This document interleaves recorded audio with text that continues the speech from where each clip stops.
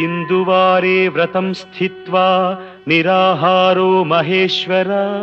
नक्तं हौष्यामि देवेश एकबिल्वं शिवार्पणम् रामलिंगप्रतिष्ठा च